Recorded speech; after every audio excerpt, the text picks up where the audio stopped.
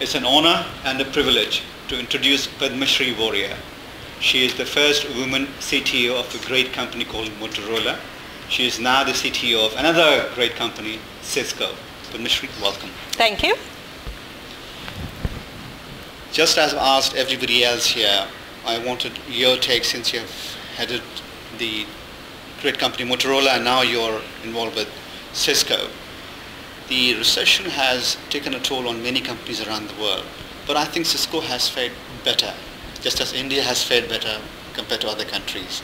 I wanted your take on that. Sure. Cisco is a very interesting company that way. We actually look at the downturn as an opportunity for us to continue to make investments in innovation. And one of the things the company does really well is balance in innovation with operational excellence. So for instance, we're always watching our costs and making sure that we are not spending money in areas that are not going to return value back to the company. I think that kind of a discipline makes a huge difference when companies go through tough periods. And I think those are the two factors, I would say, the focus on innovation and maintaining a focus on operational excellence, that have helped us retain our leadership even during tough times.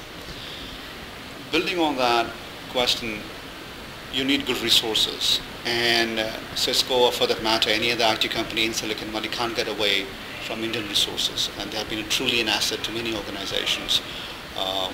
Again, as an Indian American and somebody who employs a huge number of Indians, wanted your take on their contributions. Cisco is a very global company. We really believe that there is talent everywhere around the world. And as a company that does business in many countries, we also want to make sure we are tapping into the best talent that's there. So in that regard, we try to recruit people from all over the world. And obviously, India being such a huge source, especially for technical talent in science and engineering and technology, is an opportunity for us to look at that talent and make sure they are successful within our company. Our CEO, John Chambers, always talks about his aspiration for making Cisco not only the best company in the world, but the best company for the world. So we really believe in giving back to the countries that we do business in and to the communities that we belong to. And being an IIT alumnus yourself, and at the Pan IIT conference, we cannot escape the importance and relevance of the contributions of IIT alumni in this country and of course around the world. What is different? What is special about an IIT? I think there are many things. I'm very proud to have to say that I'm an IITian. I think it's a badge that I'll wear for the rest of my life. And I think to me it is an education system that offers you three things that are very special.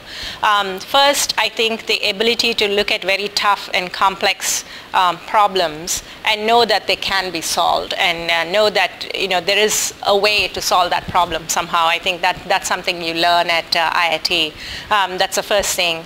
The second thing is a sense of confidence. I think it instills in you, after having gone through 4 or 5 years of grueling experience in education with some of the best and the brightest people, you do get a sense of confidence that stays with you as you enter the workforce wherever you are in whatever the field you choose to make a career out of. And the third thing is, I think, the ability to constantly learn. I think in IIT, whenever you think you've got an A grade and you've kind of figured out the subject, the next subject turns out to be more challenging. And I think it teaches you that you never stop learning. I think it's very important, especially if you are working in the technology area, because things are changing so fast. The minute you think you know the answer, there's a new question that one has to answer. And I think that's the ability to learn continuously that IIT teaches you. And I take this opportunity on behalf of all of us here to congratulate you on winning the Pan IIT Global Award for Corporate Excellence. You were chosen amongst the, I guess, hundreds of thousands of IIT alumni.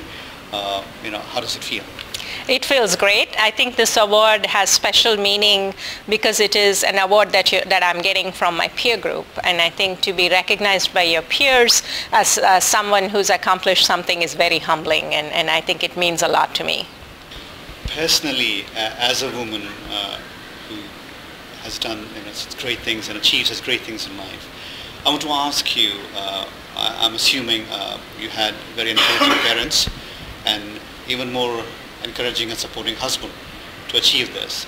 But for many of those young women who want to follow your footsteps and try to achieve these heights, what would you advise them? Because it's a special challenge for men still. Even though we have progressed so much, I'm talking about India in particular. Mm-hmm. Absolutely. I think it's very important to have a support structure, whether it's your family, your parents when you're young, and in my case, my husband, who happens to be my classmate from IIT. So I think in many ways we are very good friends and we share a lot of things in common, including the experiences of missing classes in IIT and creating adventures out of it. And we've been together for a long time. So I think the support system you have from your family and from your community and your friends is very important. My advice to women is to don't underestimate your ability to do things. I think women have a tendency to sometimes give up too easily, and my advice would be take opportunities wherever they come from and go for it. Padmasree, thank you so much for your valuable time. Thank you.